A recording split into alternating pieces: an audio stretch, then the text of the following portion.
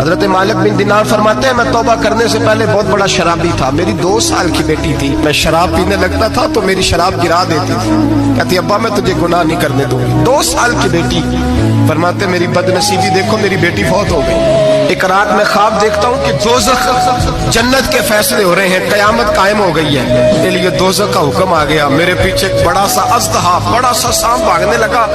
فرماتے ہیں میں دوڑتا جا رہا ہوں، ایک بزرگ نظر آئے، میں نے کہا مجھے بچانا، کہنے لگے بیٹا میں کمزور ہوں، میں نہیں بچا سکتا۔ کہتے ہیں مجھے میرا اشارہ کیا، کہنے لگے پہاڑ کی طرف جا شاید تو بچ جائے۔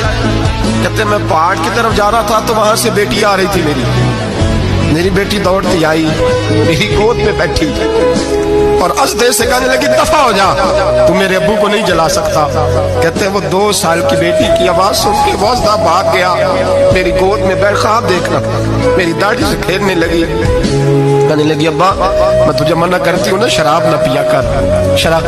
میں نے کہا بیٹے یہ کیا ہے سارا کچھ؟ کبھی ابا جی یہ تیرے برے عمل ہے جو اژدہا بن۔ تو بزرگ کون تھے؟ کہنے لگے بیٹے ابا جی وہ آپ کا نیک عمل ہے پر وہ کمزور بڑا تھا، آپ کو بچا نہیں سکا۔ ابا جی بس کر دیں، بس کر دیں، اب آپ برے کام نہ کریں، آپ توبہ کر لیں، جو پچھلے گناہ ہو گئے میں اللہ کی بارگاہ میں سفارش کروں گی، رب آپ کے معاف کر دے گا۔ مالک بن دینار فرماتے ہیں میری آنکھ کھلی تو میں پکی توبہ کر گیا۔